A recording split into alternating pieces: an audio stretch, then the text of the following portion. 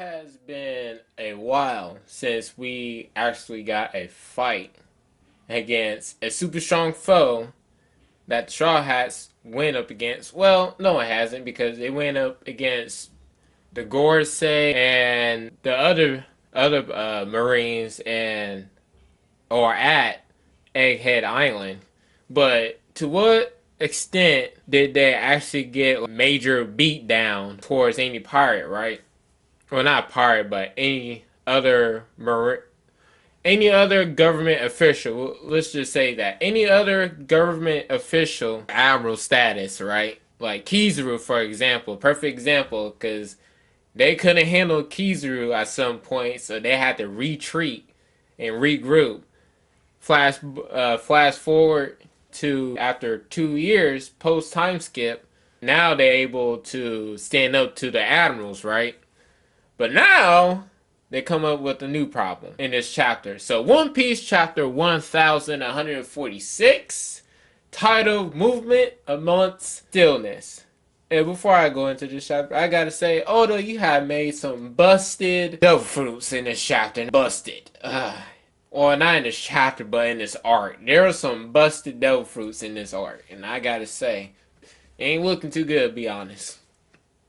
So starting off with this panel, because last chapter you had Colin and the pirates, which is Usopp, Jinbei, Brook, and Nami, and Colin included, all trying to get to whatever destination they were trying to get to.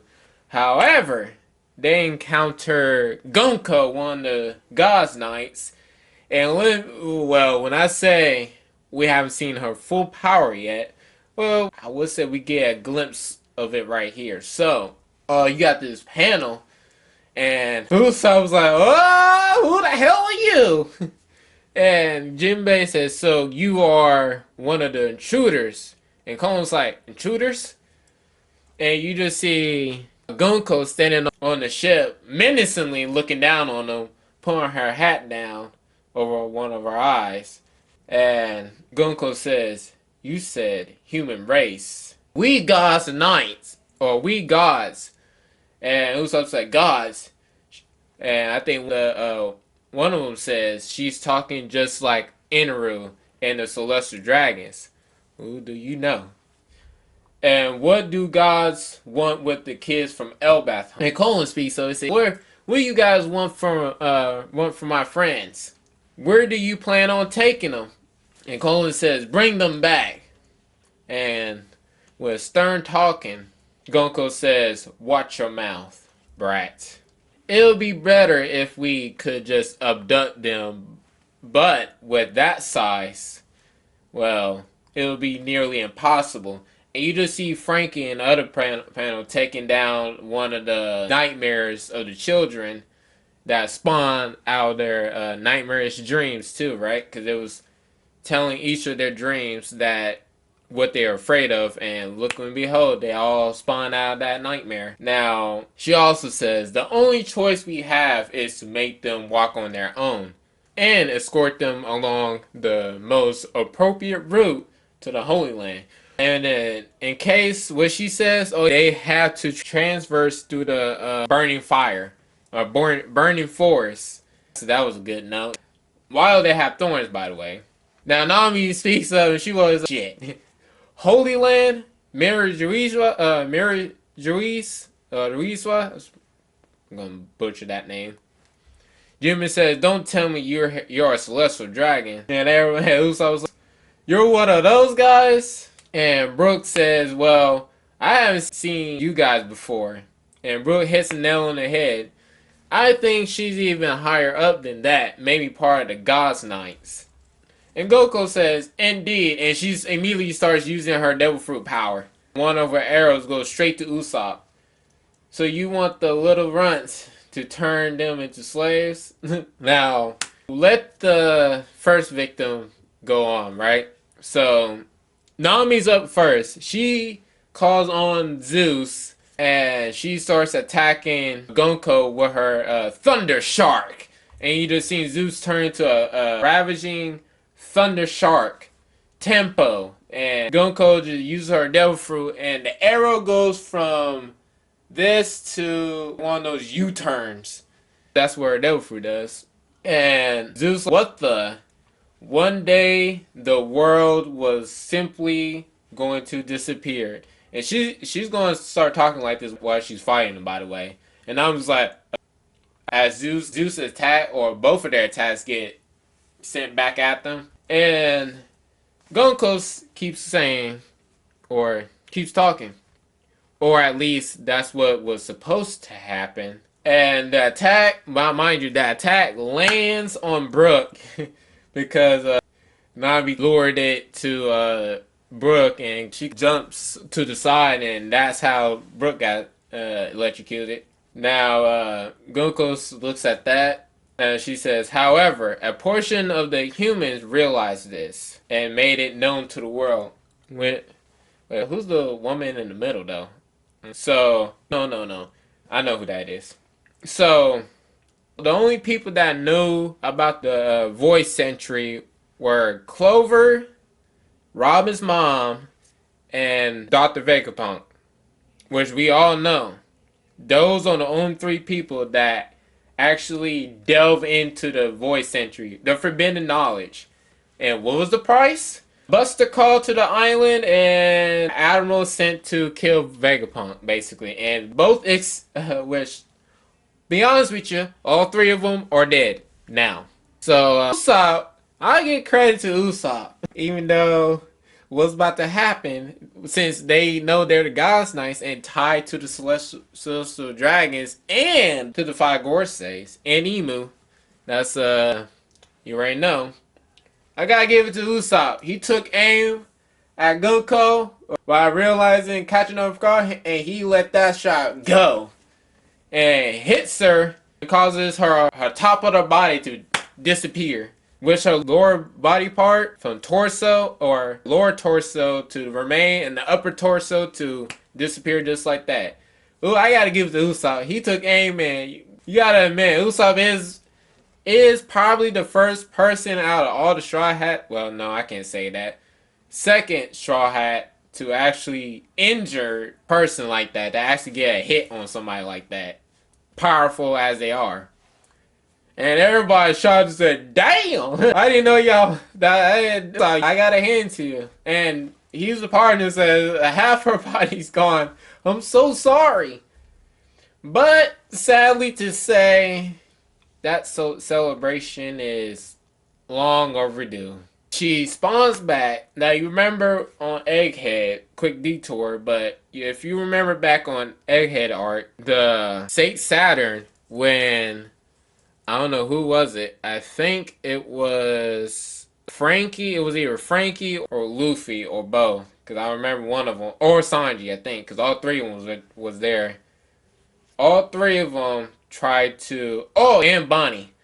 All four of them tried to injure Saturn, which they did injure Saturn. But Saint Saturn, well, we'll just say came back, not came back to life, but regenerated. Same one with all the other Gorosei, especially the warm one, because Dorian Broggy obliterated the head on point, but all of a sudden regenerated, brand new. So that's what's happening to Gunko. And everybody's surprised, said, what? I feel bad for her, but she's regenerated. This is freaky. That's right. Coming back to life is something bizarre. Brook can talk. Now, Gunko says, now that it's come to this, there's no stopping it anymore. And Gunko activates her arrow again and goes straight to Usopp again for a second time. And this time she's jumping on the arrow, by the way. No one can stop it now. But Usopp was like, oh, not again. The arrow again. That thing goes straight for the target, doesn't it? And one of them says, leave it to me, Usopp. Knowing exactly where the blow will land, it's the pinnacle of absurdity.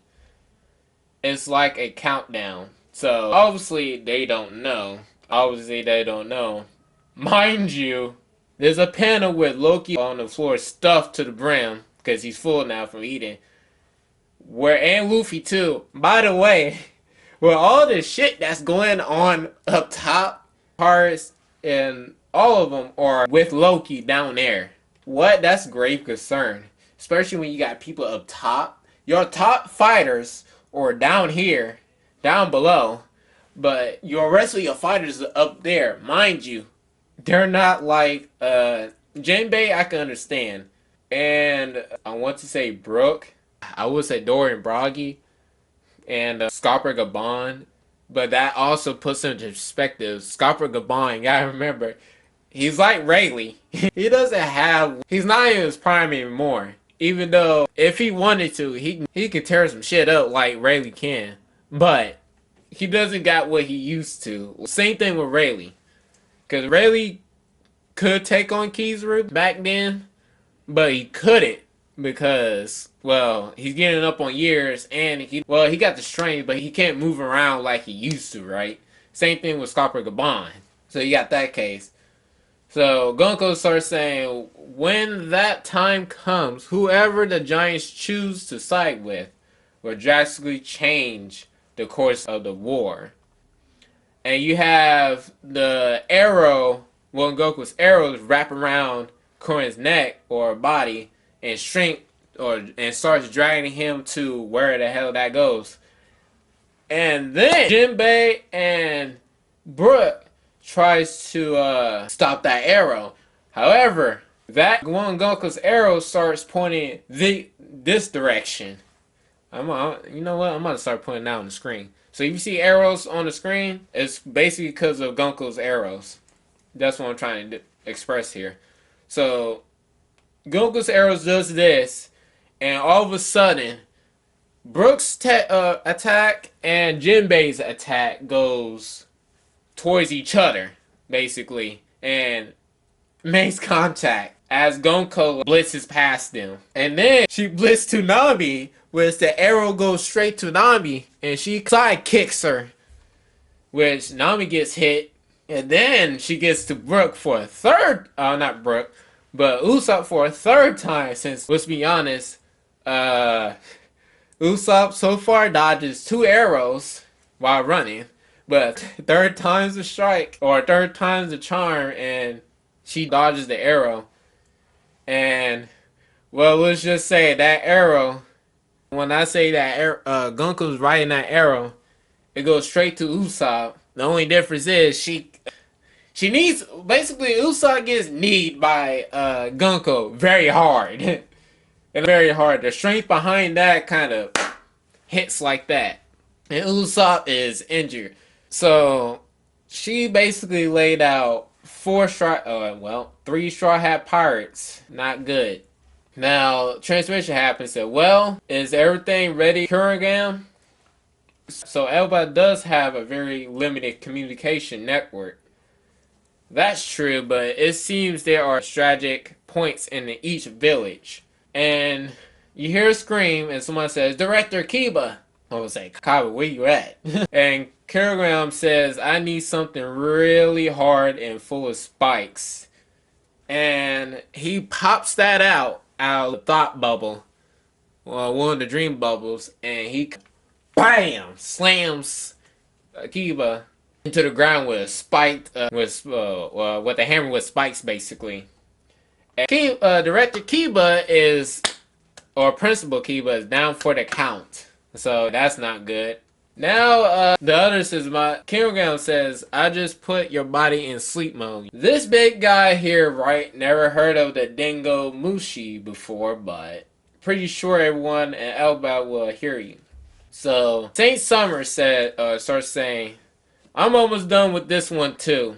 That ex-Marine Vice Admiral was supposed to have died in Ahura. And let's just say Saul, I gotta admit, Saul actually, no, because I did, matter of fact, I did call it that, I did call it during one of my reviews, I forgot. But at some point, the God's Knights will have to make a move, because if they stand by, their plans won't get advanced forward. But now look at them, now they're mobilized, now you're a real threat now, because they were sitting on the sidelines until they start mobilizing, so that's a good idea. Saul says under his breath, Robin, Chopper, Don't come out. Hide behind my hair. And you see Robin and Chopper cover their mouths. School library. Cut the piece and learning crap, you warriors. There was a time when giants shook this world with their sheer brute strength. You will become our mercenary soldiers. Isn't that right? King Harold. Say Summer song. Well, why is it with the O instead of the U? No, I'm saying it right. I'm leaving the kids in your care, please. As Saul falls down unconscious, and you hear a scream afterwards. And then last panel, Saint Summer says, "Hurl that bastard. He really screwed up this time. Wasn't he supposed to be glorious, radiant king?" Chapter 1046 and wow. So, final thoughts. I gotta be honest with you. With how busted these devil fruits is, I gotta say, Oda, you may have to it's about time you nerf these devil fruits that these God's Knights have. We don't know what Shamrock's devil fruit can do, because we only got what, a page, a section, and two panels of it of him displaying that power. But my initial thought of these devil fruits was like, oh, they can't be this broken, until we see Gonko and Kilogram's devil fruit in action. And now that we got to this chapter's last panel, you got Saint Summer's devil fruit all of a sudden get rose up, or not rose up, but you see all these thorns popping out of the ground. Though I do not know how, and he's standing on top of the thorns too, on the thorn vines, right? You see what I mean though, because you don't, Saint Summers is the thorn fruit, right? But but it's not over the top strong, right? But that also depends on who uses it, the user's ability. Like Kilogram's ability, devil fruit ability is broken. Also, Gonko's ability is broken. Super broken, because her arrow fruit, Jesus Christ, ridiculous. Add that on to the list of broken devil fruits. So luck fruit and the love fruit, Uta's devil fruit. Well, no, I can't add that on there, because that's not like, you know what, that might be a whole nother One Piece video I might have to make. Add that to the list, because some devil fruits have world ending effects, and some have error effects. You know what I mean? You got the world class, limited error class, and then you got individual people class, right? So that's kind of interesting how, just my opinion, how Gonko was able to wipe out Nami's, I would say Nami, but Nami, Usopp, and Brook, and Jinbei, she wiped out 4 people, dog. 4 Straw Hats. And then you got, who's left is Robin, Chopper, Zoro, Luffy, and Sanji, which Chopper and Robin are hiding in with Saul. They're not fighting because they know how powerful these damn people are. I don't know if they stepped or fighting them, but once they start fighting them, it's a whole different ball game. Also, they also got regenerative power, so even if Robin can damage or snap their necks, what can they do? All they can do is regenerate, and then you back to square one. I can see the situation where Luffy will step in, but at what point does the regeneration or limited, right? So, for example, if Zoro fights and he starts cutting up his opponent back to back while stopping, and they regenerate, how long can they keep from regenerating, right? It's like a boss battle. You keep hitting it, they start healing, and they keep healing, regenerating. Forgot. I want to make a comparison to a video game boss, but I can't remember what boss heals themselves. Crazy. Can't think of not one. I can think of some on my top of my mind, but I can't remember.